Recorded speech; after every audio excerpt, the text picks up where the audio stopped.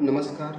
मी प्राध्यापक विशाल भोसले, करिअर मार्गदर्शक आणि यावर्षीपासून आम्ही ॲडमिशन एन्क्वायरी सेंटरच्या माध्यमातून जवळपास 1000 विद्यार्थ्यांना मी मार्गदर्शन केलेलं आहे. कोणत्या क्षेत्रामध्ये प्रवेश घ्यायचा आहे, त्यासाठी आम्ही विद्यार्थ्यांचं सॉर्ट ॲनालिसिस केलेलं आहे, ज्याच्यामध्ये विद्यार्थ्यांची स्ट्रेंथ असेल, विकनेसेस असेल, या 2 गोष्टी आम्हाला समजल्यानंतर आम्ही विद्यार्थ्यांना त्यांच्या अपॉर्च्युनिटी सांगितल्या आणि ते फुलफिल करताना कोणते थ्रेट्स येऊ शकतात या अनुषंगाने आम्ही विद्यार्थ्यांशी चर्चा केलेली आहे.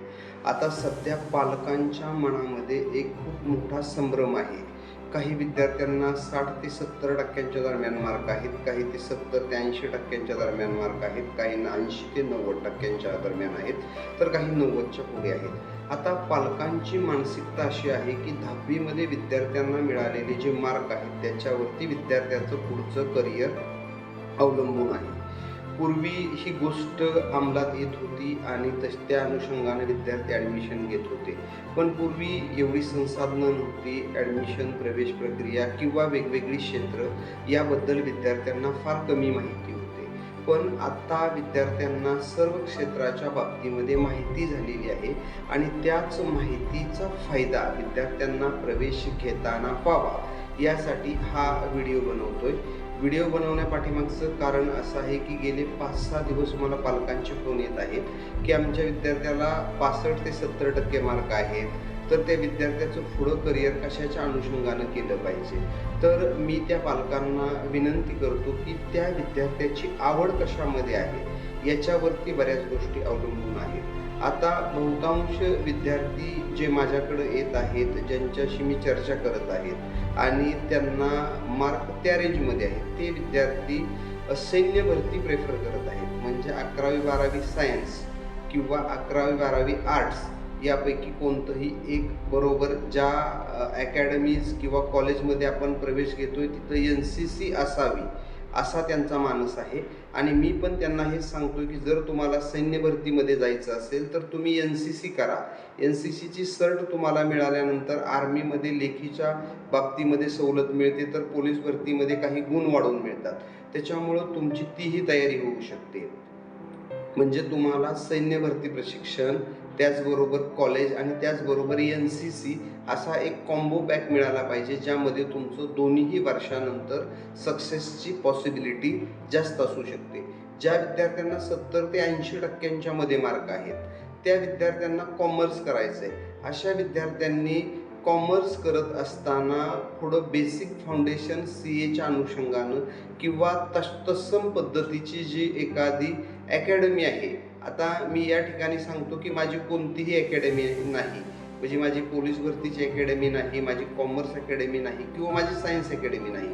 पण आपण समाजाचं काहीतरी देणं लागतोय आणि आपलं जे ज्ञान आहे ते ज्ञान समाजातील लोकांना मिळालं पाहिजे.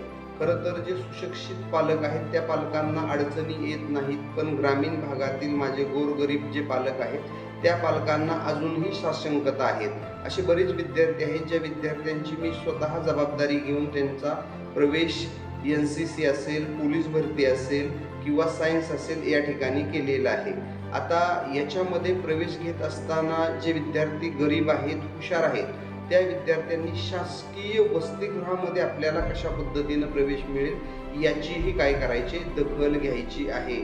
फॉर्म कधी सुटतोय, तो कधी भरायचा, या अनुषंगानं मी नेक्स्ट व्हिडिओ करणारच आहे. त्याबद्दल काही अडचण नाही, पण तरी त्या विद्यार्थ्यांनी सावध आपली भूमिका बजावायची आहे.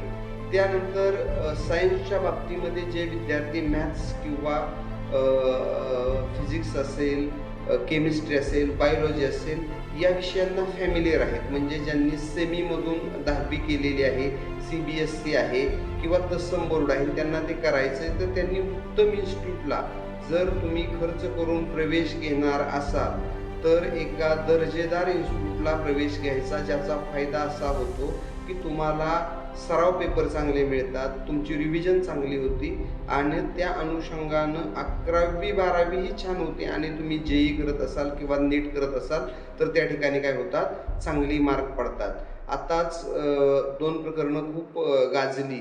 ज्याच्यामध्ये नीटचा पेपर फुटला होता आणि नीटची तारीख पण 21 जून त्यांनी डिक्लेअर केलेली आहे. आता सगळ्यात महत्त्वाचं गोष्ट म्हणजे शिक्षण पद्धती जी आहे याच्यामध्ये विद्यार्थी केंद्रित शिक्षण पद्धती आहे आणि पेपर फुटीच्या बाबतीत पण बऱ्याच पालकांचं मत आलं की सर तुम्ही व्यक्त झाला नाही. आता अडचण अशी आहे की पेपर बनवणारा व्यक्ती जर पेपर फोडत असेल तर त्याबद्दल आपली बोलतीच बंद होते. आपण काय बोलणार? पण दुर्दैवाची गोष्ट खूप झाली. 22 लाख विद्यार्थ्यांना त्याचा तोटा झाला. पण एक गोष्ट चांगली झाली की ज्या विद्यार्थ्यांचा अभ्यास आहे त्या विद्यार्थ्यांना परत एकदा संधी आहे की 21 जूनला आपला स्कोअर काय करायचा आहे? चांगला करायचा आहे. आता तर 11वी-12वी करत असताना जे विद्यार्थी JEEचे असतील, नीटचे असतील, जे तयारी करत होते त्यांना तर फायदाच झाला. पण आता वेगवेगळ्या ज्या संस्था आहेत त्या संस्थांनी वेगवेगळे फाउंडेशन कोर्स लॉन्च केलेले आहेत, ज्यांना नीट करायचे त्यांना 9वी ते 12वी पर्यंतचा कोर्स आहे किंवा JEEसाठी 8वी ते 12वी पर्यंतचा कोर्स आहे. असे फाउंडेशनचे वेगवेगळे कोर्स वेगवेगळ्या संस्थांनी सुरू केलेले आहेत. तर त्या अनुषंगानं आपण विद्यार्थ्यांना तयार करणं खूप महत्त्वाचं आहे. एकाच व्हिडिओमध्ये सगळ्या गोष्टी सांगण्याचं कारण काय आहे तर पालक खूप साशंक आहे की पालकाला कोणती भूमिका घ्यावी आणि कशा पद्धतीनं आपण विद्यार्थ्याचा विचार करावा यामध्ये फार अडचणी येत आहेत.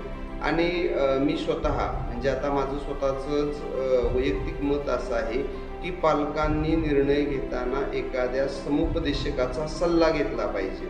मी स्वतः शैक्षणिक समुपदेशक आहे, करिअर मार्गदर्शक आहे. ज्या क्षेत्रामध्ये विद्यार्थ्यांचं करिअर होणार आहे त्या क्षेत्रामध्ये आपण त्यांना मार्गदर्शन करत असतो. 2-4 दिवसापूर्वीचा प्रसंग आहे. एक विद्यार्थी माझ्याकडं आला होता आणि त्याला JEE करायचं होतं. एका ठिकाणी तो गेला, त्याने ब्रिज कोर्स केला आणि ब्रिज कोर्स केल्यानंतर त्यांचा फोन आला मला की सर मला हे जमणार नाही. बरं म्हटलं काहीच अडचण नाही बाळा, तुझी इच्छा होती म्हणून आपण तुला त्या ठिकाणी पाठवलं होतं. त्यानंतर तो विद्यार्थ्याच्या पालकांना घेऊन आला. आम्ही त्याची कल चाचणी बघितली आणि त्याच्यामध्ये त्याला सैन्य भरतीमध्ये आवड आहे असं त्याने सांगितलं आणि त्यानं त्याच्या संबंधित ओळखीच्या एका ठिकाणी प्रवेश घेण्यासंदर्भात सर्व तयारी केली. माझ्यावर बोलणं झालं आणि आम्ही बोलल्यानंतर त्या सरांसोबत चर्चाही केली. पण त्या ठिकाणी NCC नव्हती. मग माझ्या संदर्भानं NCC असणाऱ्या संबंधित कॉलेज, पोलीस भरती प्रशिक्षण, आर्मी भरती प्रशिक्षण आणि त्याचं 11वी-12वीचा प्रवेश असा आम्ही निश्चित केलेला आहे. म्हणजे काय आहे की एका वेळेस तुम्हाला जर सर्व गोष्टी मिळाल्या आणि त्या माफक फीमध्ये मिळाल्या तर कोणतीही तुम्हाला काय येत नाही, अडचण येत नाही.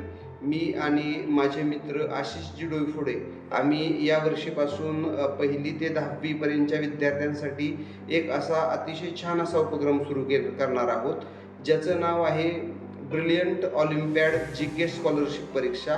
ह्या परीक्षेचा उद्देशच असा आहे की यातून विद्यार्थ्यांमध्ये 1ली पासून ते 10वी पर्यंतच्या ज्या स्पर्धा परीक्षा आहेत, केंद्र सरकारच्या असतील, राज्य सरकारच्या असतील किंवा वेगवेगळ्या संस्थांच्या असतील, तर या परीक्षांची विद्यार्थ्यांना ओळख व्हावी, त्या अनुषंगाने त्यांची तयारी व्हावी आणि त्या परीक्षांना त्या विद्यार्थ्यांना